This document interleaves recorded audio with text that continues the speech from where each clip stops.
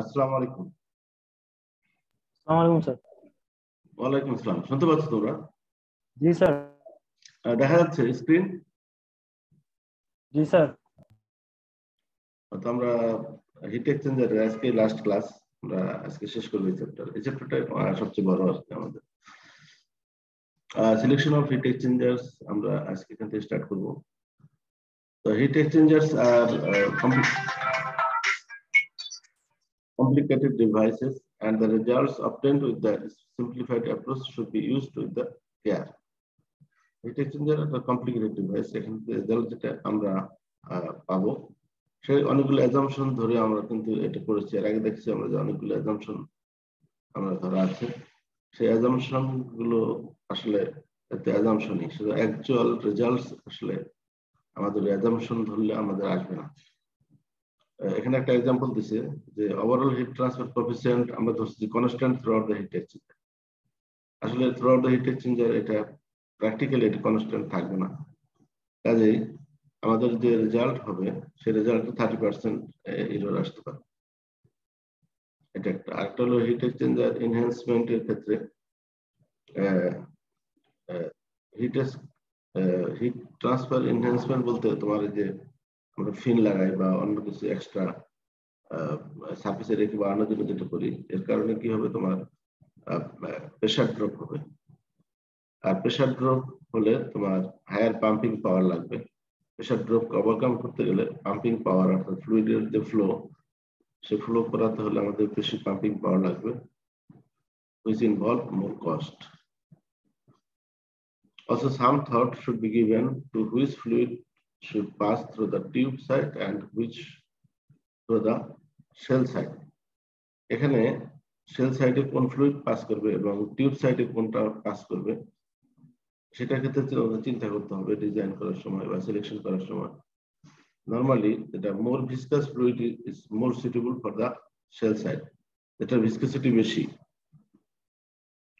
যেটা ফ্লো করতে রেজিস্ট্যান্স হয়, ফ্লো ইজিলি ফ্লো হয় না, ভিসকাসিটি বেশি যে ফ্লুইডের, সেটা তোমার লার্জার প্যাসেজ দিয়ে তোমাকে এটা পাস করাইতে হবে। লার্জার প্যাসেজ আমাদের শেল সাইডে আছে, আর টিউব সাইডে কিন্তু প্যাসেজ কম, কাজে টিউব সাইডে আমাদের ওই ধরনের ফ্লুইড দিতে হবে যার ভিসকাসিটি কম, দুটো ফ্লুইডের মধ্যে কম্পেয়ার করে।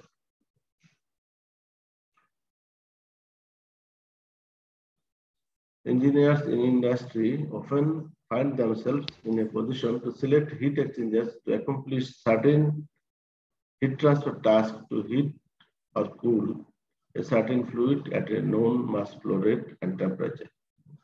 তোমাকে একটা নরমালি একটা ইন্ডাস্ট্রিতে তুমি জয়েন করলে তোমাকে ক্যালকুলেশন করতে হতে পারে যে তোমার মাস ফ্লো দেওয়া থাকলো, হ্যাঁ, মাস ফ্লো রেট দেওয়া আছে এবং ইনলেট টেম্পারেচার দেওয়া আছে।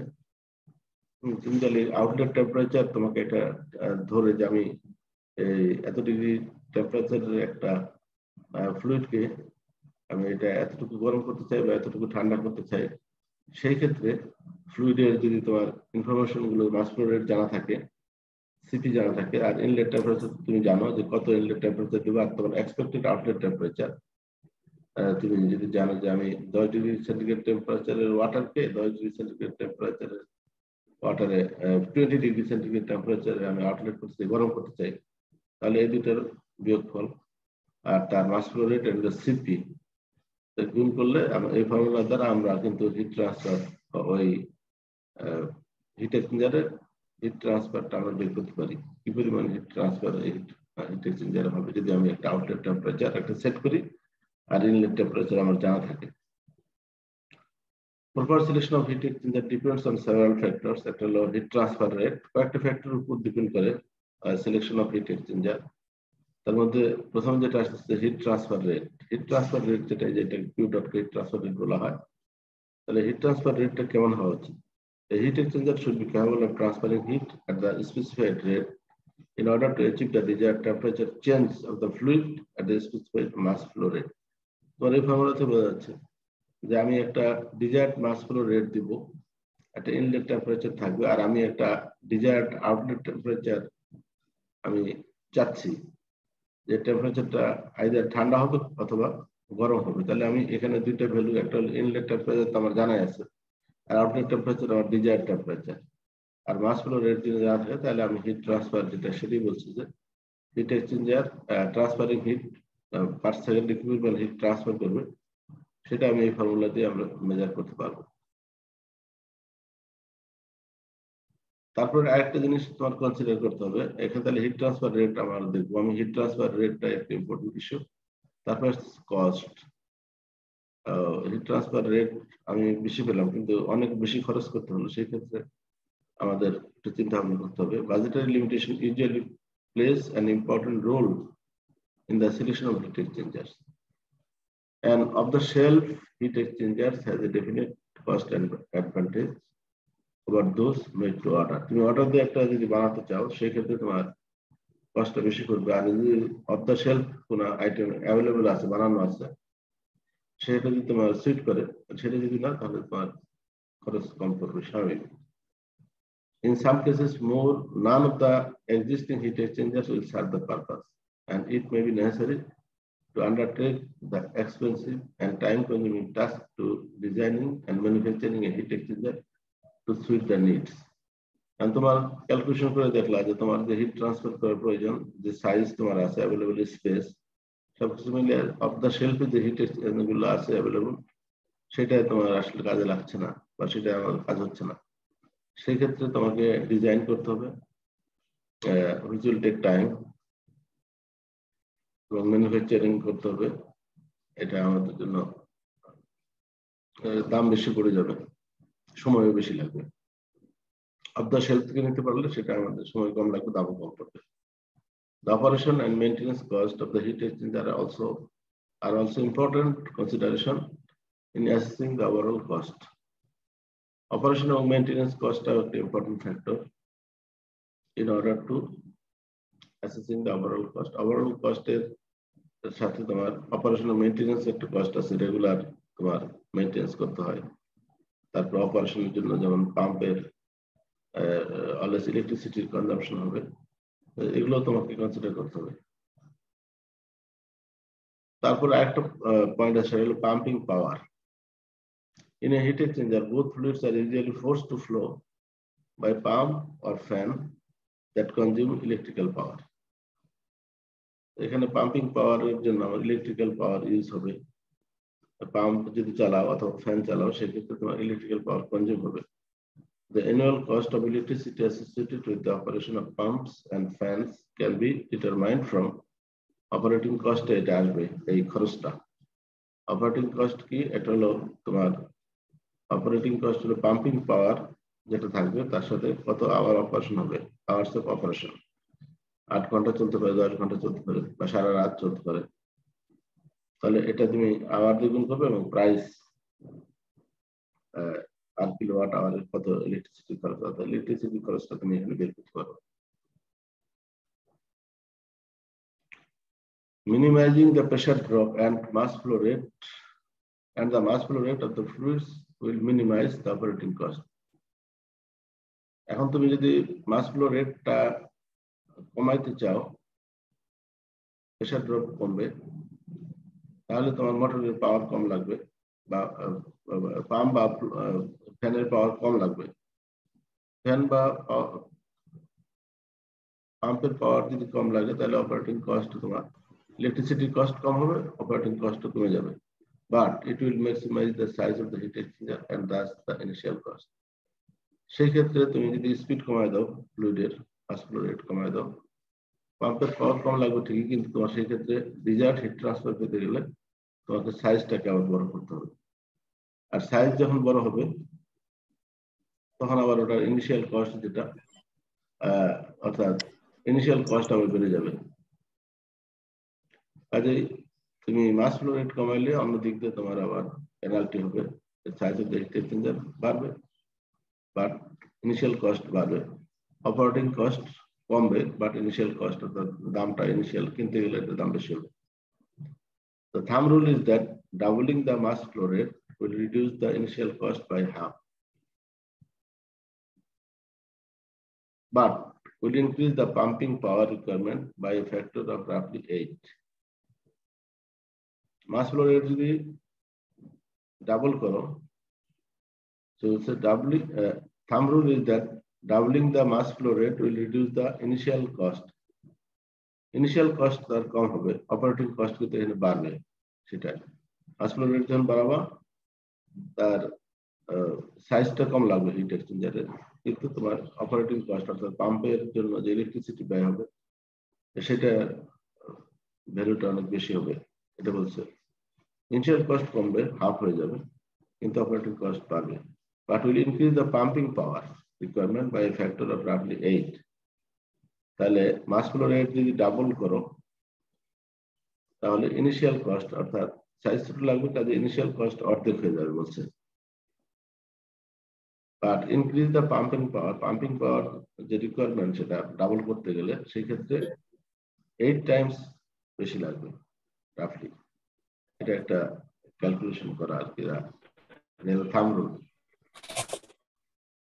Typically, fluid velocities encountered in heat exchangers range between 0.7 থেকে 7 metre per second of liquid. লিকুইডের নর্মালি তোমার হিট এক্সচেঞ্জারের যে মাস ফ্লো রেট, যেটা মাস ফ্লো রেট এটাকে বলা ভেলোসিটি, ফ্লুইড ভেলোসিটি 0.7 থেকে 7 মিটার পার সেকেন্ড ফর লিকুইডের জন্য, এই রেঞ্জের মধ্যে থাকে normally, and between 3 to 30 metre per second for gas.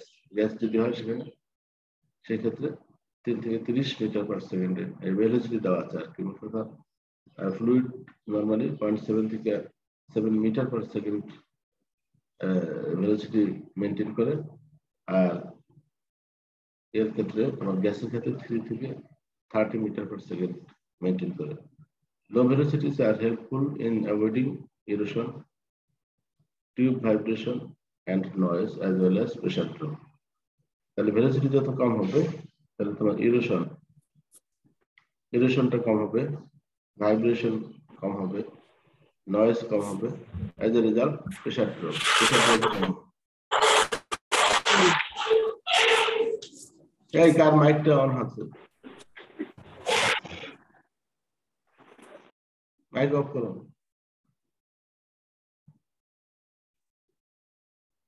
Size and weight. Normally, smaller and lighter heat exchanger is better, especially for the automotive and aerospace industries. স্বাভাবিক automotive এবং aerospace ইন্ডাস্ট্রিজে আমরা lighter এবং স্মলার হিট এক্সচেঞ্জার আমরা use করব, because এরোস্পেসের যে wait যত কম হয় তত ভালো, অটোমোবাইলেও সেম। তো আমরা স্মলার এবং লাইটার হিট এক্সচেঞ্জার ইউজ করবো এই সমস্ত ক্ষেত্রে। Price of larger heat exchanger is normally higher. Heat exchanger বড় হলে তার প্রাইস বেশি হয়। The space available for heat exchanger in some cases limits the length of the tube that can be used. Space যেরকম থাকে, যে স্পেসে আমি হিট এক্সচেঞ্জার বসাতেছি সেই ক্ষেত্রে স্পেসটা এত লম্বা থাকে না, যে যেখানে তোমার লেন্থ অফ দা টিউব আমাদের অনেক লম্বা প্রয়োজন হলে সেই ক্ষেত্রে আমরা ওই স্পেসে কভার করবো না, কাজেই সেখানে আমাদের মাল্টিপাস নরমালি ইউজ করতে হয়। The type of heat exchanger to be selected depends primarily on the type of fluids involved.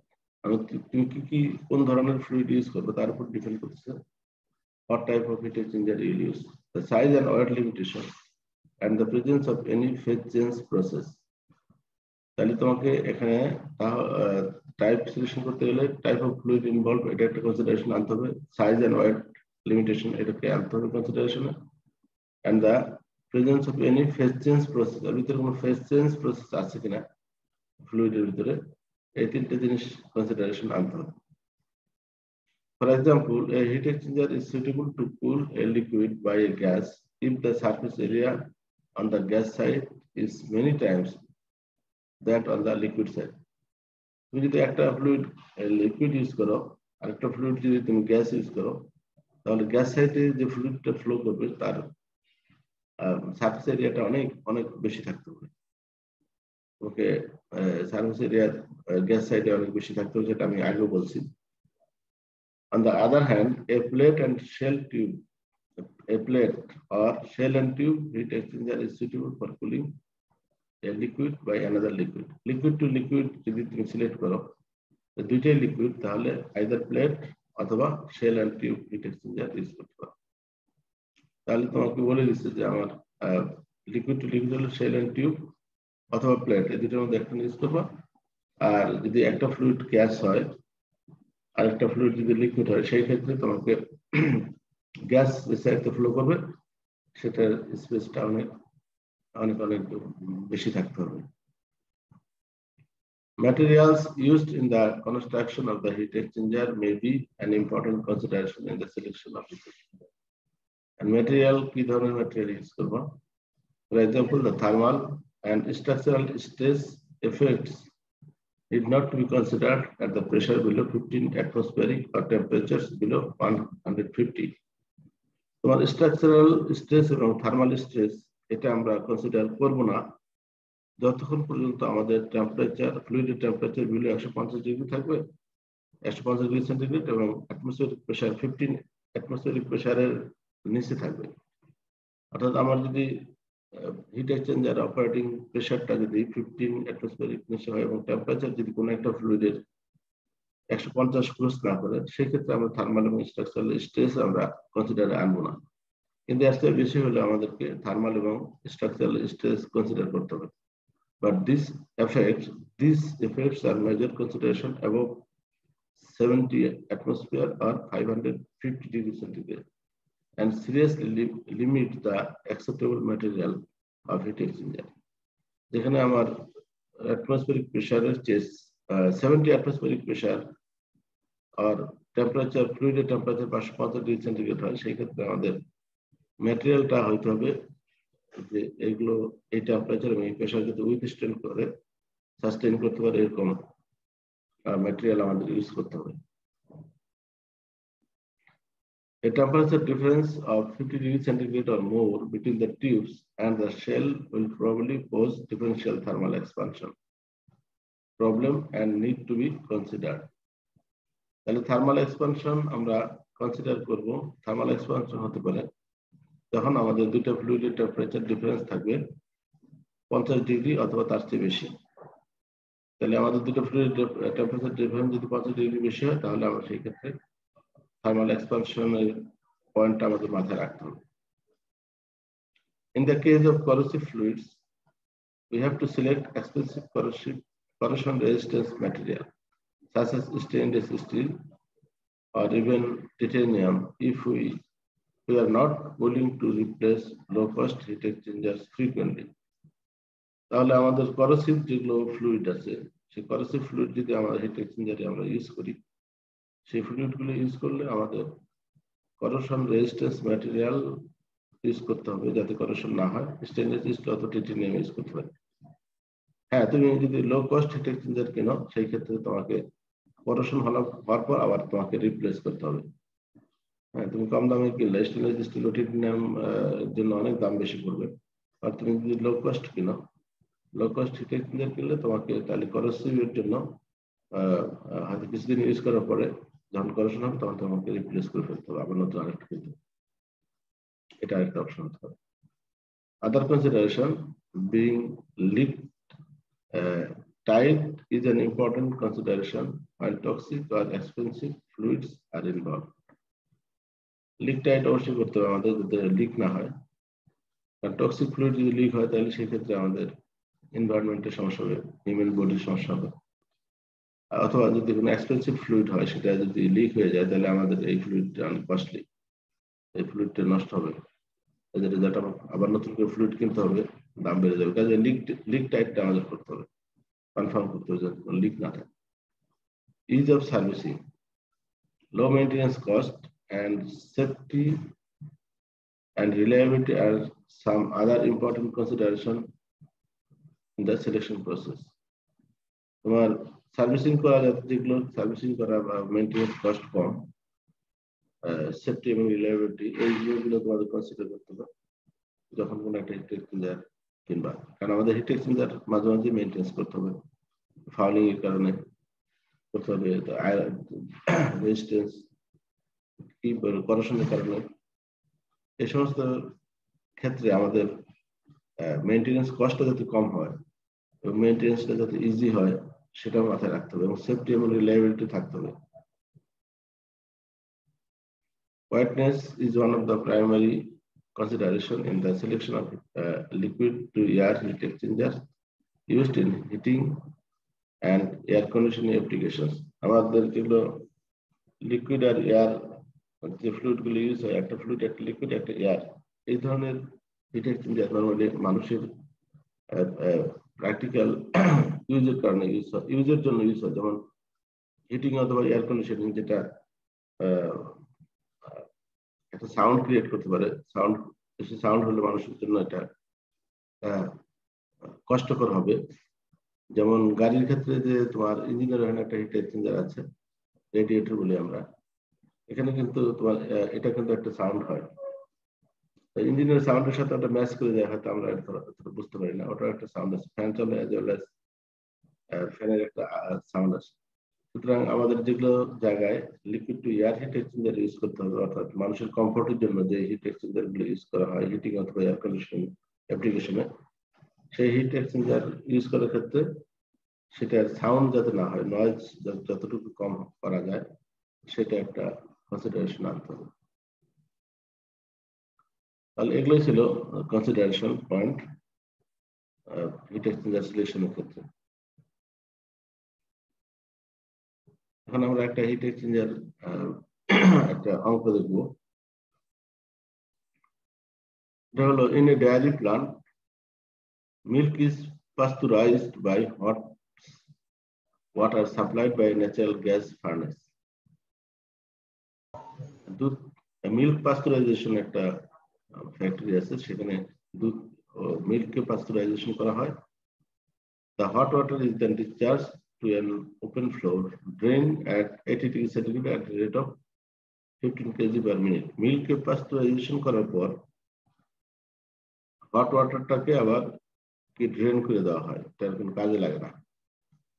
সেই হট ওয়াটারের টেম্পারেচার আবার 80 ডিগ্রি সেন্টিগ্রেড।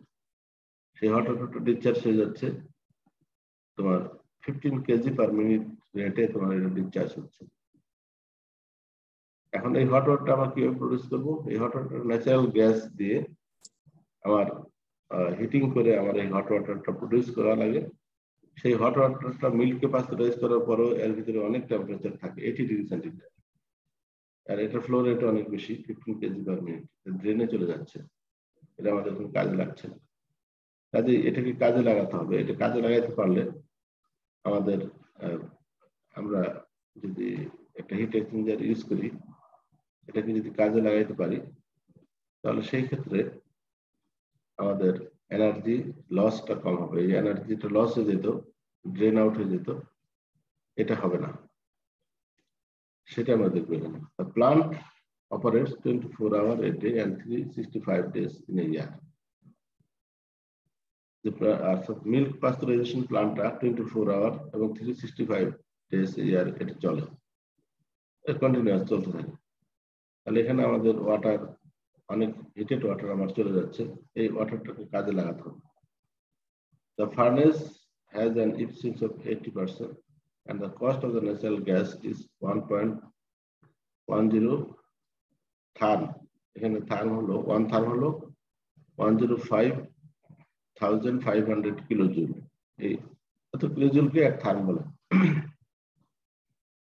বলছে যে ফার্নেস দিয়ে আমরা ওয়াটারকে হিটেড করি ফর মিল্ক পাস্তুরাইজেশন, সে ফার্নেসের যে পরিমাণে এনার্জি দেই, সেই পরিমাণে এনার্জি আমরা কিন্তু এই ওয়াটারে আমরা পাই না, অর্থাৎ 80% আমরা পাই, কারণ ফার্নেসের এফিসিয়েন্সি 80%।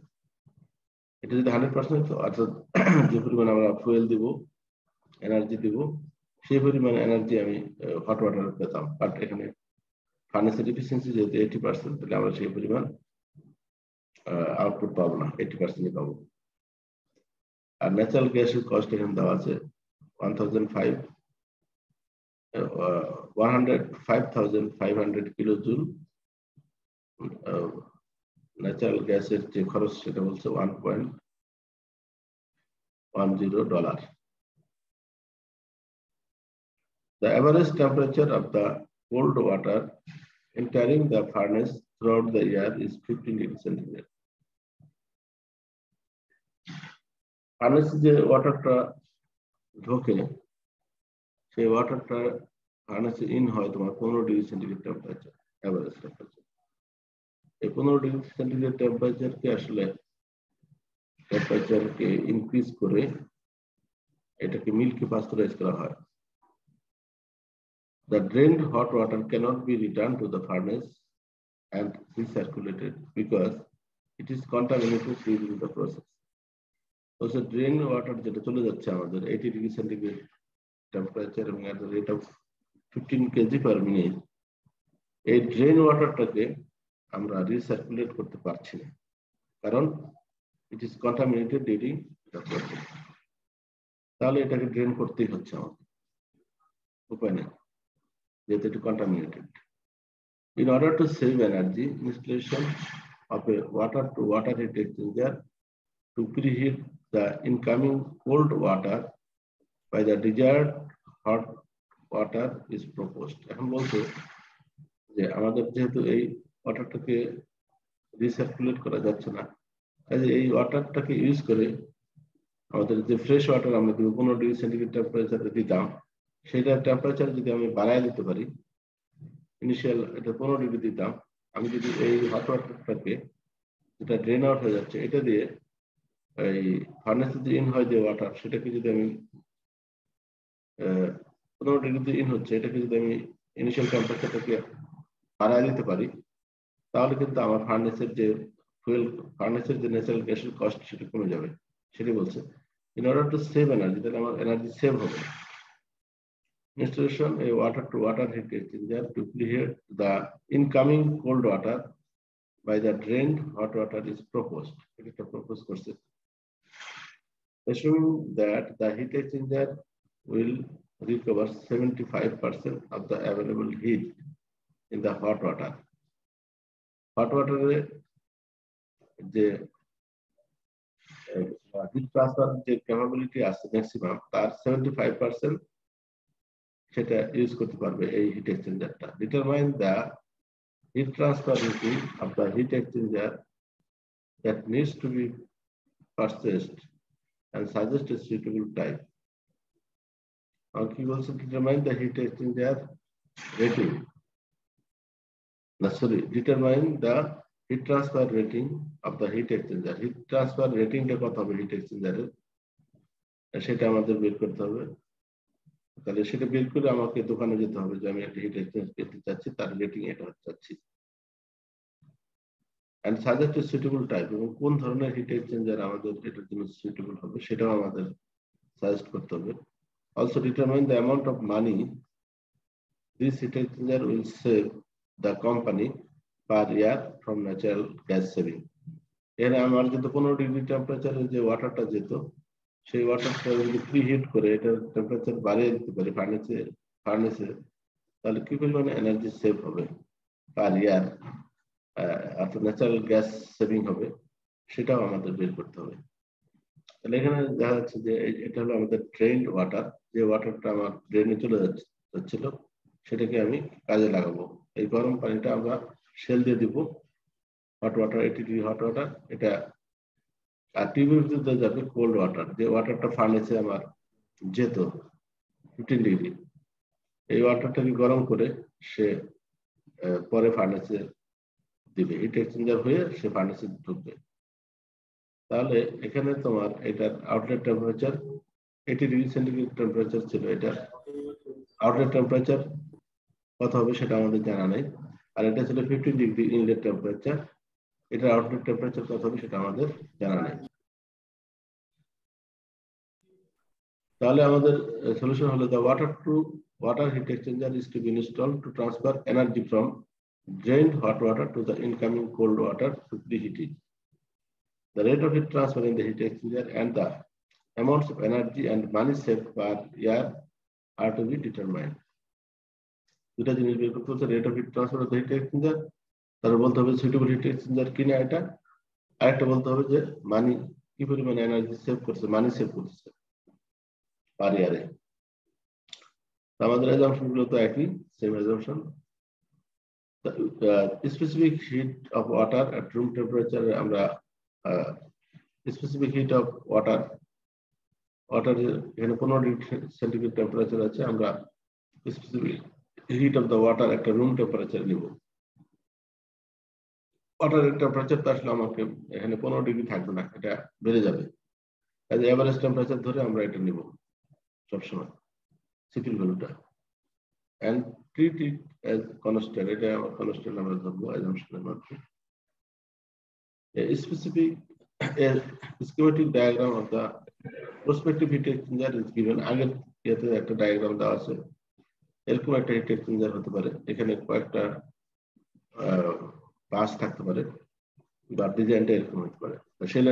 স্যার এভারেজ টেম্পারেচার কি 15 আর 80 এর মধ্যে এভারেজ নিব? না না 80 নিবে না, তোমার এই ওয়াটারটা আউটলেট তুমি জানো না, আউটলেট টেম্পারেচার তুমি ধরবা এটা যখন বের হবে এটা 50 ডিগ্রি হতে পারে, তুমি এটা যেটাই ধরো, ধরার পরে দুটো যোগ করে দুটো ভাগ করে যেটা পাবো ওইটাই নিবা সবসময়। অ্যাজাম্পশন আউটলেট টেম্পারেচার দেওয়া থাকে না মিক্সের ক্ষেত্রে, আউটলেট টেম্পারেচার যদি দেওয়া না থাকে তাহলে তুমি দুইটা টেম্পারেচার একটা অ্যাজাম্পশন ধরে সেটার এভারেজ নিবা। স্যার এই জায়গা তো বলছিল স্যার রুম টেম্পারেচার, তাহলে কি স্যার আমরা 25 ডিগ্রি বা ওরকম ধরলে হয় না? বেশিরভাগ ক্ষেত্রে তো আমরা রুম টেম্পারেচার 25 বা 21 আদর্শ মানি না স্যার? হ্যাঁ মানি, কিন্তু আমরা রুম টেম্পারেচার যদি ধরো তোমার একটা জাস্টিফিকেশন থাকতে হবে, রুম টেম্পারেচার কেন ধরলা তুমি? সিপির ভ্যালু তো টেম্পারেচারের সাথে ভেরি করে, এন্ড সিপির ভ্যালুটা তোমার নরমালি বাল্ক টেম্পারেচার অর্থাৎ এভারেজ টেম্পারেচারে তোমার ধরতে হয়, ইনলেট আউটলেট যোগ করে দিতে ভাগ করে ধরতে হয়। এখন তুমি সবসময় এখানে রুম টেম্পারেচার বলুক আর যাই বলুক, তোমার কনসেপ্ট থাকবে যে আমার এই ওয়াটারটা ইনলেটে 15 ডিগ্রি ঢুকছে, এটা আউটলেট কত হইতে পারে অনুমান করে তুমি ধরবা যে আউটলেট এত হতে পারে, অনুমান তোমার ভুলও হতে পারে, বাট তোমার প্রসিডিউর এটাই, যেটা আউটলেট টেম্পারেচার দেওয়া নেই। কাজে তুমি এখানে রুম টেম্পারেচার বলছে তুমি তোমার যেটা যে তোমার একটা অ্যাজাম্পশন হবে যে আমি 15 ডিগ্রি সেন্টিগ্রেড টেম্পারেচার ওয়াটারটাকে ওটা হলো 80, তাহলে আমি এখানে ম্যাক্সিমাম কতটা আমি টেম্পারেচার গেইন করতে পারে একটা ধারণা করলাম যে 80টা কত কমবে আর 15টা কতটুকু বাড়বে। 80টা যদি 30 কমে তো 50, 15টা যদি 30 বাড়ে কত হয় 45।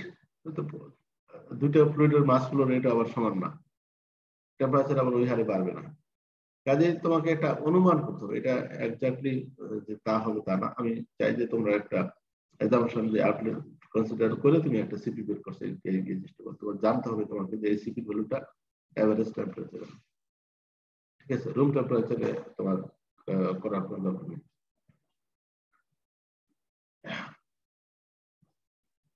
তারপর তোমার হলো যে এখানে বলছে যে তোমার ডায়াগ্রামটা দেখাইলাম, the heat recovery from the hot water will be maximum when it leaves the heat exchanger at the inlet temperature of the cold water. আমরা তোমার আগে একটা পড়ছিলাম যে ম্যাক্সিমাম টেম্পারেচারটা কখন হবে, ম্যাক্সিমাম হিট ট্রান্সফারটা কখন হবে। ম্যাক্সিমাম হিট ট্রান্সফারটা তখনই হবে যখন হট ফ্লুইডটা টেম্পারেচার কমতে কমতে inlet temperature of the cold ফ্লুইডের সমান আসবে, সমান আসতে পারে, সমান আসলেই ম্যাক্সিমাম।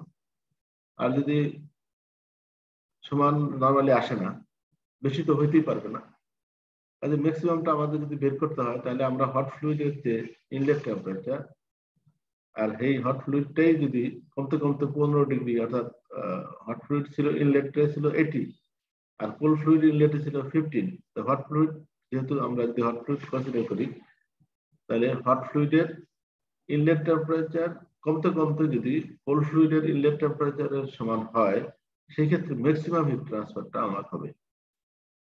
সেটা আমরা বলছি যে এখানে Q dot max is equal to hot fluid ধরছে m dot h cp th in inlet temperature minus tc in, এই এটা হলো ম্যাক্সিমাম টেম্পারেচার ডিফারেন্স। এটা তোমরা আগেও তোমরা এটা দেখছো যে ম্যাক্সিমাম টেম্পারেচার বের করার জন্য আমাদের hot fluid in minus cold fluid in, এটা হলো ম্যাক্সিমাম ডিফারেন্স। আর এখানে আমাদের মাস ফ্লো রেট দেওয়া আছে, কোনটার মাস ফ্লো রেট দেওয়া আছে, এটা হট ফ্লুইডের মাস ফ্লো রেট তোমার দেওয়া আছে, ঠিক আছে?